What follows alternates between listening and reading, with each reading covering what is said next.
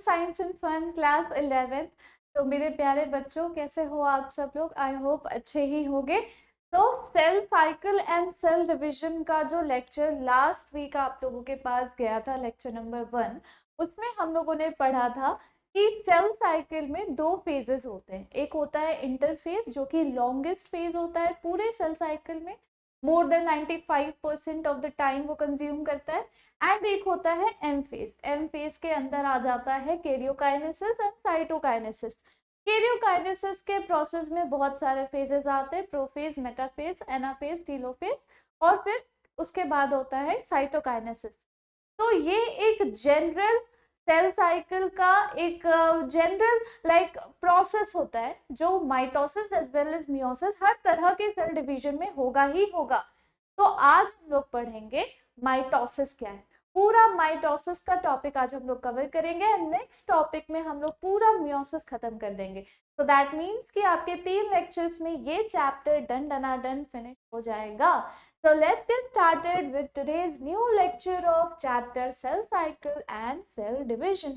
Now, mitosis आप लोगों ने प्रीवियस क्लासेस में भी पढ़ा है कि सिंपल एक सेल डिवीजन होता है, उसमें prophase, anaphase, prophase, metaphase, anaphase, telophase वाले ये सारी स्टेजेस होती है। एंड उसके बाद सेल का डिवीजन होगा। पहले तो न्यूक्लियस का डिवीजन होगा, फिर सेल का डिवीजन। थोड़ा सा और ज्यादा इसको ब्रीफ में एंड डिस्क्राइब करके हम लोग पढ़ने वाले हैं। तो it is a cell division occurring in somatic cell. सबसे पहले तो आपको ये पता होना चाहिए कि माइटोसिस और मियोसिस में डिफरेंस क्या होता है। मियोसिस जहां सिर्फ और सिर्फ जर्म सेल्स के सेल डिवीजन को कहते हैं, वहीं पर माइटोसिस जो हमारे सोमैटिक सेल्स होते हैं, सोमैटिक सेल्स मतलब बॉडी के सेल्स जो होते हैं, उसे हम सोमैटिक सेल्स कहते हैं। Body cells that do not participate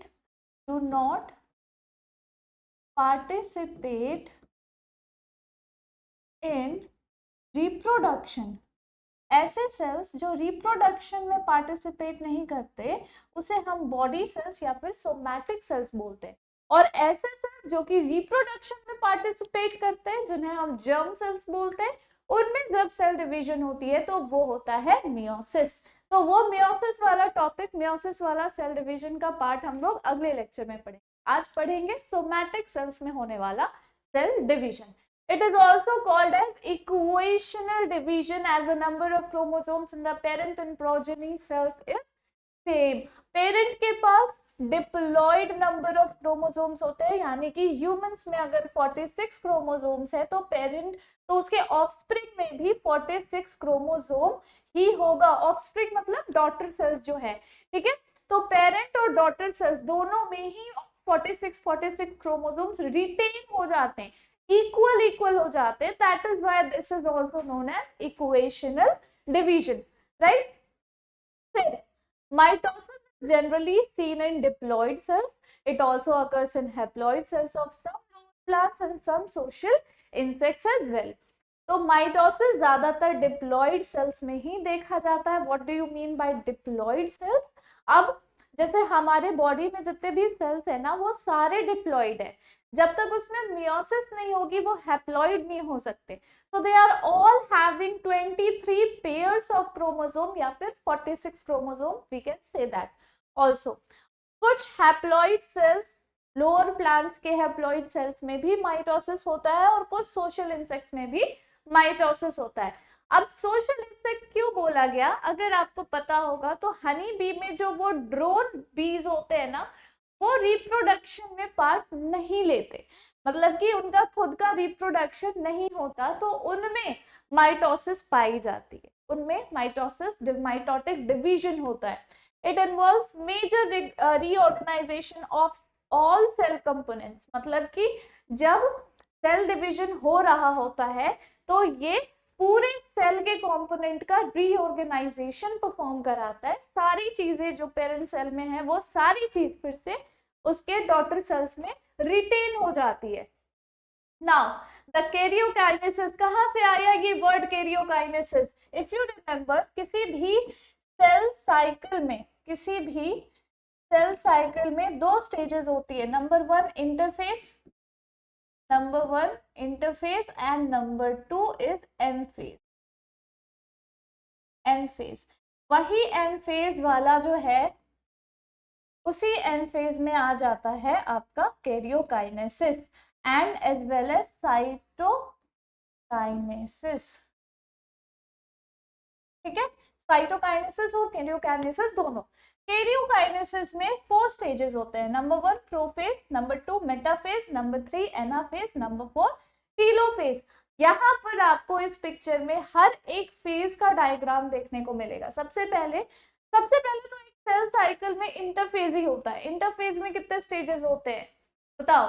G1 S phase, G2 phase, और G1 और S फेज के बीच में वो सेल जो कभी भी अब सेल साइकिल में पार्टिसिपेट नहीं करेंगे वो एंटर कर जाते हैं G0 फेज में, जिसे हम क्वेश्चन स्टेज भी बोलते हैं। क्वेश्चन स्टेज इनएक्टिव स्टेज, मतलब कि अभी फिलहाल तो इस सेल साइकिल में उसे पार्टिसिपेट नहीं करना है और इस सेल को तो उसे डिवाइड नहीं करना है।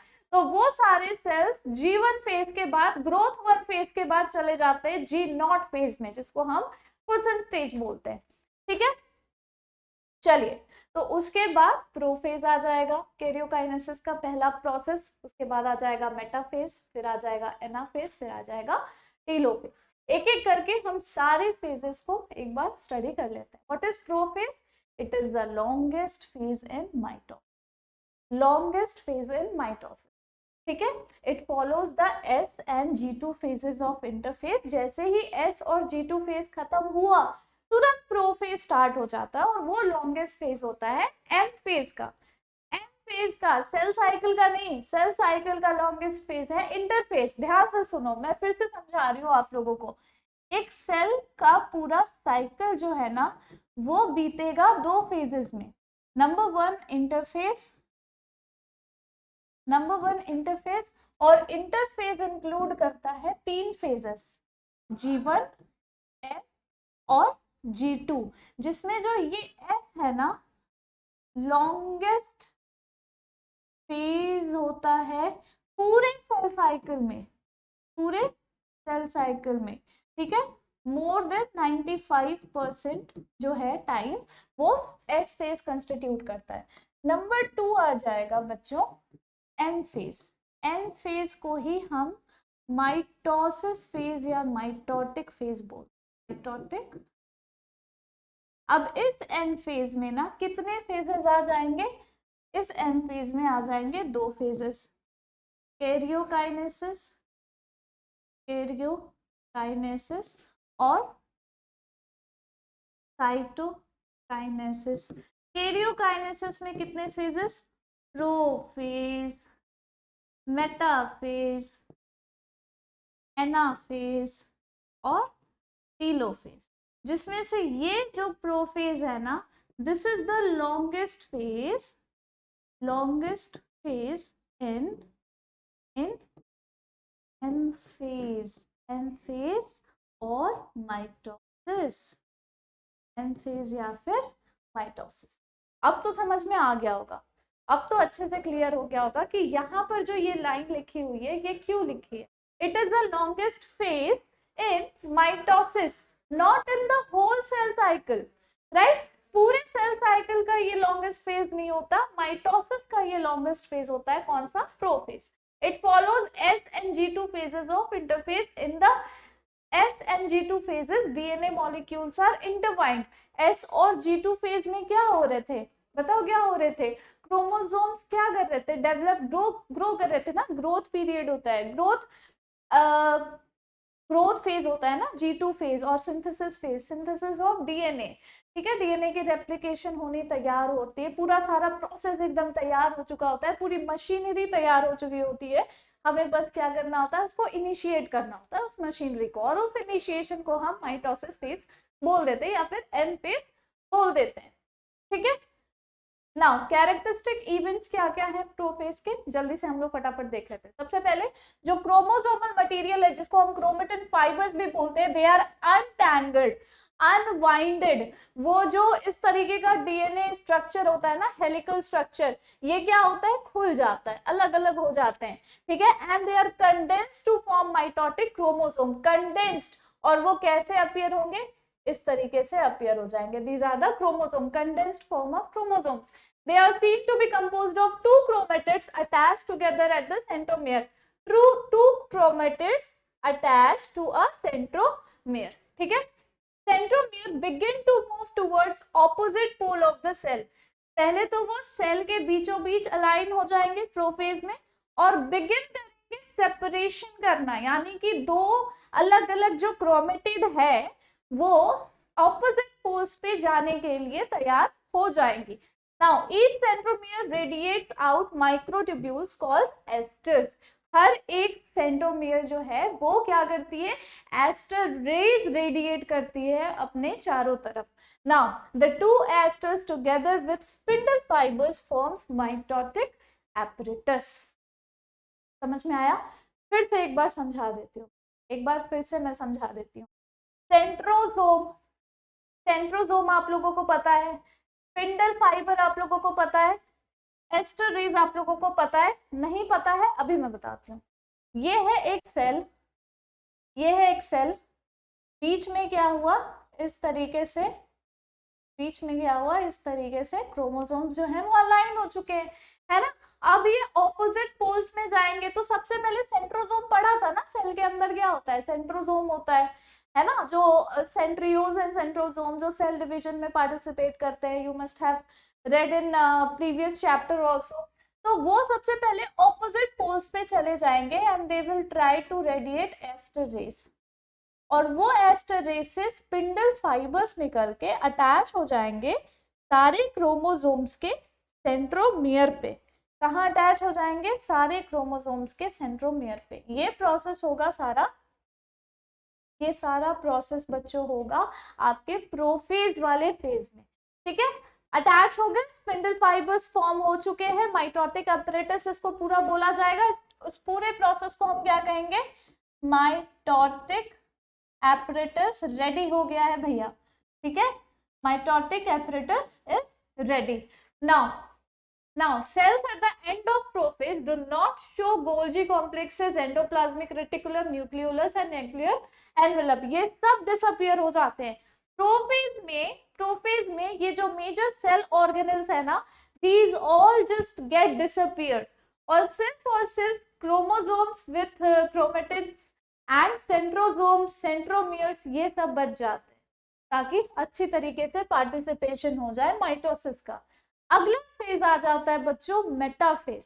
मेटाफेज में क्या होगा, जो न्यूक्लियर एनवेलप है कंप्लीटली डिसइंटीग्रेट कर जाएगी, कंप्लीटली रिमूव हो जाएगी, खत्म हो जाएगी, डिसइंटीग्रेट हो जाती है। Hence the chromosome spread through the cytoplasm of the cell. तो क्रोमोसोम पूरे ही साइटोप्लाज्म में अच्छी तरीके से स्प्रेड हो चुका होगा।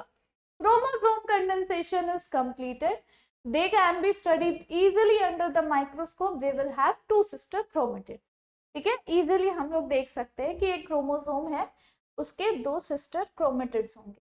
Chromosomes come to lie at the equator. अभी मैंने बताया ना कि पहले प्रोफेज में क्या होता है, एस्टर रेज निकलते हैं और उसमें से स्पिंडल फाइबर निकल के हर एक सेंट्रोमियर को बाइंड कर चुके होते हैं।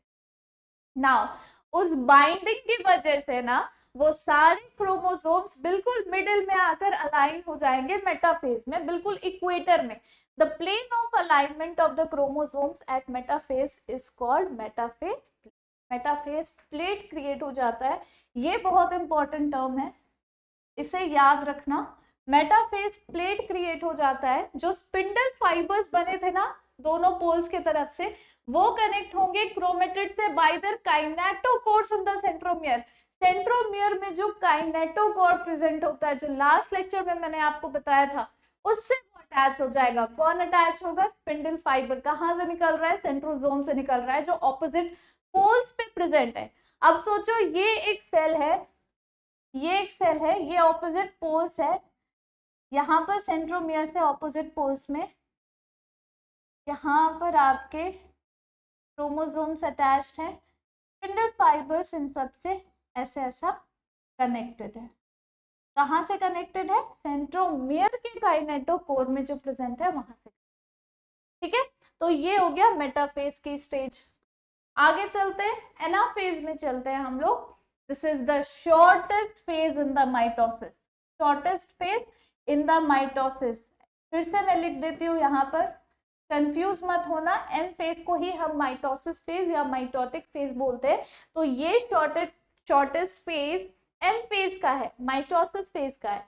सेंट्रोमियर जो हर एक क्रोमोसोम में प्रेजेंट है ना, वो डिवाइड करेगा longitudinally, resulting in the formation of 2 daughter chromatids, यानी कि chromosomes of the future daughter nuclei. समझ में आया क्या होता है यहाँ पर? सेंट्रोमियर लॉन्गिट्यूडनली डिवाइड कर जाएगा, जिसके वजह से 2 डॉटर क्रोमेटिड्स का फॉर्मेशन होगा, जिसे हम क्रोमोसोम कहेंगे फ्यूचर डॉटर न्यूक्लियाई के। As the spindle fibre contract, the chromatids move from the equator to the opposite poles. देखो क्या होता है, ऐसे करके जो ये प्रेजेंट था ना इस तरह से क्रोमेटिड, और यहाँ पे तो स्पिंडल फाइबर्स लगे ही हुए थे, है कि नहीं, लगे थे ना।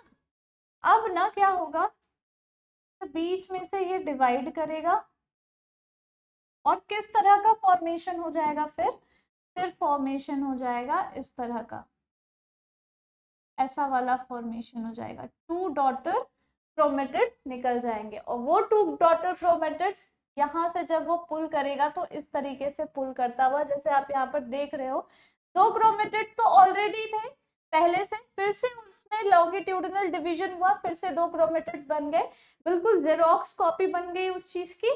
और एक साइड का एक जो ऑपोजिट पोल में जो ये सेंट्रोसोम है, जिसके स्पिंडल फाइबर्स लगे हैं सेंट्रोमियर के काइनेटोकोर पर, वो इसको अपनी तरफ मूव करा रहा है और ये वाला इसको अपनी तरफ मूव करा रहा है। बेसिकली कुछ भी नहीं, एक तरह का एक फोर्स जनरेट हो रहा है, जिसके वजह से सारे के सारे क्रोमेटिड्स जो है ऑपोजिट पोल्स पर सेपरेट होकर डिवाइड कर रहे हैं।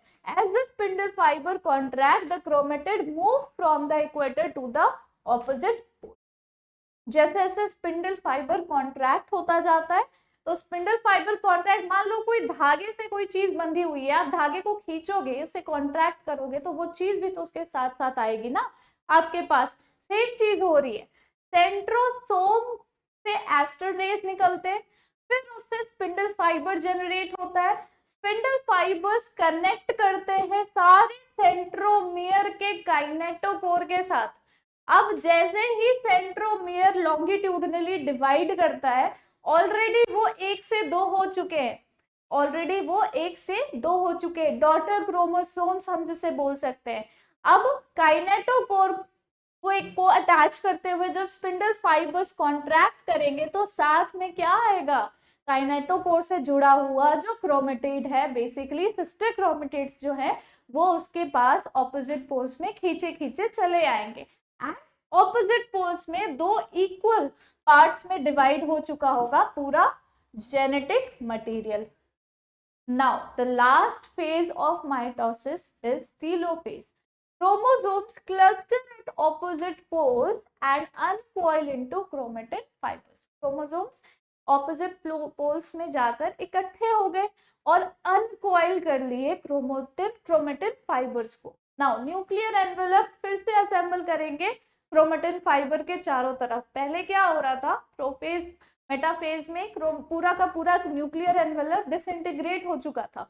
अब क्योंकि 2 ऑपोजिट पोल्स में अलग अलग क्लस्टर ऑफ क्रोमेटिन फाइबर्स हो चुके हैं इकट्ठा, उनके चारों तरफ न्यूक्लियर एनवेलप का जनरेशन शुरू हो जाएगा। So now 2 daughter nuclei are form. Nucleus के अंदर क्या ही होता है, क्रोमोसोम्स ही तो होते हैं ना, और वो न्यूक्लियर एनवेलप अच्छे तरीके से उसको कवर कर चुका होता है, एक प्रोटेक्शन प्रोवाइड करता है। न्यूक्लियर एनवेलप जनरेट हो चुका है दोनों क्लस्टर्स के अराउंड, यानी कि अब वो एक 2 डॉटर न्यूक्लियाई बन चुके हैं। नाउ न्यूक्लियोलस, गोल्जी कॉम्प्लेक्स और एंडोप्लाज्मिक रेटिकुलम फिर से रीअपीयर हो जाएंगे। जो पहले ये सारे मेजर सेल ऑर्गेनल्स डिसअपीयर हो चुके थे जब सेल डिवीजन स्टार्ट होने वाली थी, अब वो फिर से रीअपीयर होंगे, बिकॉज ऑलमोस्ट ये सेल डिवीजन का जो न्यूक्लियाई का डिवीजन है ऑलमोस्ट ये खत्म हो चुका है। कैरियोकाइनेसिस हो चुकी है, अब बचता है cytokinesis. This is the last phase of karyokinesis. Spindle fibres फिर से डिसअपियर हो जाते हैं क्योंकि स्पिंडल फाइबर का जो रोल होता है वो रोल वो सर्व कर चुका है, वो पर्पस वो सर्व कर चुका है। ठीक है, तो this is the process of telophase. देख रहे हो आप यहाँ पर पूरा एक क्लस्टर क्रोमोसोम का इकट्ठा हो चुका है, क्रोमेटिन फाइबर्स हैं और न्यूक्लियर एनवेलप का डेवलपमेंट हो गया। Now last phase of M phase is cytokinesis. Completion of karyokinesis हो चुका अच्छी तरीके से। अब हम लोग साइटोकाइनेसिस देख लेते हैं कि अब क्या क्या हुआ। It is a division of cytoplasm resulting in the formation of two daughter cell. जब न्यूक्लियस डिवाइड हो गया तो वो एक सेल को भी तो डिवाइड करेगा, तो धीरे धीरे यहाँ पर एक फरो क्रिएट होता है। इस फरो क्रिएशन के बाद ही वो पूरा का पूरा सेल आपस में डिवाइड करके दो अलग अलग डॉटर सेल्स बना लेता है। It starts when telophase is in the progress. जैसे ही टीलोफेज प्रोग्रेस में हो रहा है वो साथ में ही साइमल्टेनियसली ही साइटोकाइनेसिस का प्रोसेस होता चला जाता है।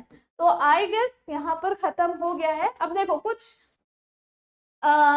छोटे से मैं डिफरेंसेस बता देती हूँ कि एनिमल सेल में माइटोसिस के एंड में क्या हो रहा होता है और प्लांट सेल के एंड में प्लांट सेल के माइटोसिस के एंड में क्या हो रहा होता है। अब अगर हम बात करें एनिमल सेल की तो आप यहाँ पर देखोगे कि यहाँ पे ना क्लीवेज फरो क्रिएट होती है प्लाज्मा मेम्ब्रेन में। ठीक है, एक क्लीवेज फरो क्रिएट हुई प्लाज्मा मेम्ब्रेन में, ग्रेजुअली वो डीप होती चली जाएगी। वो फरो, वो जो गड्ढा हुआ वो गड्ढा डीप होते होते होते होते दो अलग अलग साइटोप्लाज्म बना लेगा, दो अलग अलग डिवाइड कर देगा, एक से दो बना देगा। वो फरो ही उसको कट कर देगा दो इक्वल पार्ट्स में। ठीक है, तो ये तो हो गया एनिमल सेल के बारे में। प्लांट सेल में बच्चों क्या होता है, इसमें थोड़ी सी डिफरेंट टेक्निक है। It is a different form, it is different from the cytokinesis in animal cell due to the presence of cell wall. Cell wall होने की वजह से यहाँ थोड़ा सा डिफरेंस आ जाता है। प्लांट सेल में जो वेसिकल्स फॉर्म कर रहे हैं ना गोल्जी बॉडी से, वो अक्यूमुलेट हो जाएंगे इक्वेटर के पास। प्लांट सेल में जो गोल्जी बॉडी के वेसिकल्स हैं वो बीचों बीच इक्वेटर में अक्यूमुलेट कर जाएंगे, ग्रो करेंगे आउटवर्ड बाहर की तरफ, and meets the lateral walls, they fuse together to form the cell plate. आपस में जैसे ग्रो करते हुए वो बीच में जुड़ते हैं वैसे ही वो एक सेल प्लेट बना लेते हैं। तो this cell plate separate the two daughter cell, later the cell plate becomes the middle lamella. ये वही मिडिल लैमेली है जो मैंने आपको सेल के बारे में, प्लांट सेल के बारे में बताया था। फिर से बता देती हूँ, ये प्लांट सेल है, ठीक है, फिर ये एक ऐसा प्लांट सेल है ऐसे करके, फिर ऐसे ऐसे ऐसे, और इन सब के बीच में ना एक लाइन होती है। ये वही लाइन है जिसको हम मिडिल लैमेली बोलते हैं। Middle lamella is actually nothing but the outgrowth of cell plate. आगे सेल प्लेट ही आगे चलकर मिडिल लैमेला बन जाता है, क्योंकि एक्चुअली जितने भी सेल है ना ये सब डिवाइड ही तो कर रहे हैं कंटिन्यूअसली। इसमें कोई पेरेंट नहीं है, कोई डॉटर नहीं है, पेरेंट ही दो डॉटर सेल्स बन जा रहे हैं, फिर वही दो डॉटर सेल एक पेरेंट बन के खुद को ही डिवाइड करके दो डॉटर सेल जनरेट करेंगे। So all the cells are equal, इसीलिए इसे इक्वेशनल डिवीजन भी बोलते हैं। एंड इनको जो डिवाइड करने वाली सेल प्लेट जनरेट हुई होती है वो सेल प्लेट एक्चुअली कुछ भी नहीं बल्कि गोल्जी प्लेट के वेसिकल का अक्यूमुलेशन है। Later on, that cell plate becomes the middle lamellae of whole cell wall. ठीक है, तो फिर देखो during cytokinesis organelles like mitochondria, plastid, they get distributed between the daughter cells. फिर से वही सारी चीजें हो जाती है जैसे हमने एनिमल सेल में पढ़ा कि पहले जब जैसे ही सेल साइटोकाइनेसिस हो जाएगा सारे मेजर सेल ऑर्गेनेल्स फिर से रीअपियर हो जाएंगे। वैसे ही यहाँ पर प्लांट सेल में, क्योंकि प्लास्टिड एक बहुत इंपॉर्टेंट प्लांट सेल का सेल ऑर्गेनेल है, तो वो भी ऐसे ही डिस्ट्रीब्यूट हो जाता है। In some organisms karyokinesis is not followed by cytokinesis, जिसकी वजह से एक मल्टी न्यूक्लिएट कंडीशन क्रिएट हो जाती है जिसे हम सिंथेशियम बोलते हैं। लिक्विड एंडोस्पर्म इन कोकोनट, कोकोनट का जो वाटर आप लोग पीते हो वो एक्चुअल में कुछ नहीं बल्कि यही कंडीशन है, मल्टी न्यूक्लिएट कंडीशन। सेल का डिवीजन हुआ ही नहीं होता, is just the ongoing process of nuclear division repeatedly. एक ही सेल के अंदर बहुत सारे न्यूक्लियाई होते हैं जिसे हम फ्री एंडोस्पर्म न्यूक्लियाई भी बोलते हैं। तो कोकोनट वाटर जो होता है वो एक्चुअल में nothing but they are the free endosperm nuclei. चलिए पूरा का पूरा माइटोसिस एक बार और फिर से हम पूरा ओवरऑल स्टेप देख लेते हैं। सबसे पहले हम लोग देखते हैं इंटरफेज। इंटरफेज में क्या हो रहा है, सेंट्रोसोम्स है, ठीक है, सेंट्रोसोम है, ये न्यूक्लियस है, अभी भी न्यूक्लियर एनवेलप प्रेजेंट है, और इस तरह से क्रोमोसोम्स है जिसमें सिर्फ दो ही सिस्टर क्रोमेटिड्स हैं, दो ही सिस्टर क्रोमेटिड्स हैं। ध्यान से सुनना, जैसे प्रोफेज आता है ना, ये सेंट्रोसोम डिवाइड कर जाता है दो में और पहुंच जाता है ऑपोजिट पोल में प्रोमेटाफेज में, मतलब प्रोफेज के बाद मेटाफेज के पहले, ऐसा करके, ठीक है। और यहाँ पर देखो इस तरीके से क्रोमोसोम्स ज्वाइन हो चुके हैं। टू ऑपोजिट पोल्स में जो सेंट्रोसोम है वो थोड़ा सा एस्टर रेज निकालेंगे, रेडिएट करेंगे अपने चारों तरफ, इससे स्पिंडल फाइबर जनरेट होगा, और सारे स्पिंडल फाइबर जो हैं वो क्रोमोसोम्स, वो क्रोमेटिड के जो सेंट्रोमियर है उसके काइनेटोकोर पे जाकर अटैच हो जाएंगे, काइनेटोकोर पे अटैच हो गए। अब अटैचमेंट होगी, दोनों तरफ से इक्वल फोर्स इक्वल एनर्जी लग रही है, तो फिर वो एक पर्टिकुलर इक्वेटर के अलाइनमेंट में जाके खड़े हो जाएंगे, सारे के सारे असेंबली लाइन बना लेंगे, ठीक है। This is the metaphase stage. Now anaphase में क्या होता है, स्पिंडल फाइबर्स कॉन्ट्रैक्ट करना शुरू करते हैं। जैसे कॉन्ट्रैक्शन होने वाली होती है, ये अपने अपने काइनेटोकोर को डिवाइड करता हुआ ऑपोजिट पोल्स पे चला जाता है। यहाँ पे सबसे पहले क्या होगा, जो सेंट्रोमियर है वो लॉन्गिट्यूडनली डिवाइड करेगा, जिसके वजह से जो सिस्टर क्रोमेटिड्स है वो सेपरेट हो जाती है और and they move towards the opposite end of their poles, ठीक है। जैसे ही यहाँ पर क्लस्टर्स इकट्ठा हो गए डॉटर क्रोमोसोम्स के, वैसे उसके चारों तरफ न्यूक्लियर एनवेलप का फॉर्मेशन होना शुरू हो जाता है, जो इनिशिएट करता है कैरियोकाइनेसिस को। Karyokinesis is nothing but the division of nucleus. जैसे ही ये इकट्ठे हो गए और उसके चारों तरफ न्यूक्लियर एनवेलप का फॉर्मेशन हो गया, न्यूक्लियस बन गया ना, टू डॉटर न्यूक्लियाई फॉर्म हो चुके हैं, कैरियोकाइनेसिस हो चुका है। अब जब कैरियोकाइनेसिस हो ही गया है तो एक फरो डेवलप करता है, और ये सब टीलोफेज में ही हो रहा है। ये फरो डेवलप होते होते थोड़ा और डीप होते होते क्या करेगा, पूरे सेल को ही अलग कर देगा और दो डॉटर सेल्स का फॉर्मेशन हो जाएगा, what we know as cytokinesis. So cell divide, two daughter cells form, mitotic spindle disappear हो जाएंगे, न्यूक्लियर एनवेलप रिफॉर्म कर जाएगी, सेल डिवीजन शुरू हो जाएगी। वापस से जितने भी सेल ऑर्गेनल गायब हो चुके थे वो सारे सेल ऑर्गेनल फिर से वापस आ जाते हैं, ठीक है। तो ये पूरा का पूरा प्रोसेस जो है वो माइटोसिस का प्रोसेस है। मियोसिस हम लोग अगले लेक्चर में पढ़ेंगे, अब तो शायद कुछ बचा नहीं है आज के में। अच्छा, सिग्निफिकेंस, ऑब्वियसली सिग्निफिकेंस माइटोसिस का एक बार फिर से देख लो। It produces diploid daughter cells with identical genome. जितना भी सेल का इंफॉर्मेशन एक सेल में था उसके दोनों डॉटर सेल्स में इक्वली उतना ही सेल का इंफॉर्मेशन प्रेजेंट होगा। It helps to retain the same chromosome number in all somatic cell. हर एक सोमैटिक सेल में 23 पेयर ऑफ क्रोमोसोम्स ही होने हैं, उसके अलावा एक भी पेयर कम नहीं होगा, थोड़ा सा भी इधर उधर कुछ भी नहीं होगा। इक्वेशनल डिवीजन मतलब बिल्कुल ही इक्वली डिवाइड कर देना एक सेल को दो इक्वल पार्ट्स में।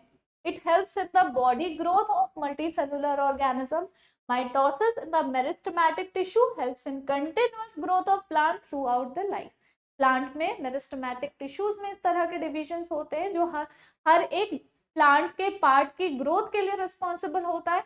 एनिमल्स में, हमारे में, ये बॉडी के सारे सेल्स में ये डिवीजन होती है ताकि बॉडी ग्रो करती रहे और हील करती रहे। कुछ भी अगर सेल का डैमेज हुआ है तो उसको वो रिप्लेस कर सके। It restores the nucleocytoplasmic ratio that distributed due to the cell growth. तो जितना भी न्यूक्लियस और साइटोप्लाज्म का रेशियो डिवाइड होता है वो रिटेन हो जाता है उनके डॉटर सेल्स में। जितना भी पेरेंट सेल में था वो सारा चीज डॉटर सेल्स में प्रेजेंट होगा। फर्क बस इतना है कि पहले एक सेल थी, अब उसी सेल के दो रेप्लिकाज हैं, इक्वल दो रेप्लिकाज हैं। Now it helps in cell repair and replacement. अभी मैंने बताया, मान लो चोट लग गई, एक पर्टिकुलर एरिया बॉडी का डैमेज हो गया है, धीरे धीरे वो हील हो जाती है। आप देखते हैं उसे हील होते हुए। चोट लगी है, अब बहुत ज्यादा वो कट गया है, धीरे धीरे धीरे धीरे करके जो स्किन है वो आपस में ज्वाइन हो जाती है, रिपेयर होना शुरू कर देती है। एक टाइम आता है जब पूरी तरीके से वो हील हो चुका है। That is all because of mitosis. Repeated cell division होते होते होते होते वो पूरी बॉडी के डैमेज को रिस्टोर कर देता है। Example, cells of the upper layer of epidermis, lining of the gut and blood cells. But blood cells भी कंटिन्यूअसली डेड होती है और कंटिन्यूअसली डिवाइड होके फिर से उतनी ही रिफॉर्म हो जाती है। तो these are all the significance of mitosis. Basically आपको बस ये याद रखना है कि रिप्रोडक्शन के अलावा जितने भी बॉडी में सेल्स हैं, अलग अलग टाइप के सेल्स, चाहे वो नर्वस सेल्स हो, चाहे वो मस्कुलर सेल्स हो, चाहे वो किसी भी तरह के अलग अलग कार्डियक सेल्स हो, कुछ भी हो, क्या होंगे, उनमें माइटोसिस होगा ही होगा। ठीक है, उनके सेल्स में डिवीजन होगी तो वो माइटोसिस से होगा और इसी प्रोसेस के थ्रू होगा। ऐसा ही प्रोसेस उन सब में पाया जाएगा। अगले लेक्चर में बच्चों हम लोग पढ़ेंगे मेयोसिस के बारे में, यानी कि जो सेल डिवीजन जर्म सेल्स में पाई जाती है और वो रिप्रोडक्शन के प्रोसेस में इन्वॉल्व होते हैं, वो वाला सेल डिवीजन आखिर कैसे होता है, क्यों वो इक्वेशनल डिवीजन नहीं कहलाता है, तो वो क्या कहलाता है। एक्चुअली में उसे रिडक्शनल डिवीजन बोलते हैं। जितना भी क्रोमोसोम है ना उसका हाफ मिलेगा सिर्फ और सिर्फ डॉटर सेल्स। तो वो हम लोग पढ़ेंगे अगले लेक्चर में। और अगले लेक्चर में आपका ये वाला चैप्टर डन डनाडन बिल्कुल फिनिश हो चुका होगा। आई होप आपको आज का लेक्चर समझ में आया और पसंद आया। लेक्चर समझ में आया तो please give a like, and कोई भी दिक्कत है तो कमेंट बॉक्स में कमेंट करो, अपने दोस्तों के साथ शेयर करो और मिलजुल कर पढ़ाई करो, अच्छे से तैयारी करो एग्जाम की। Take care, bye bye and thank you so much.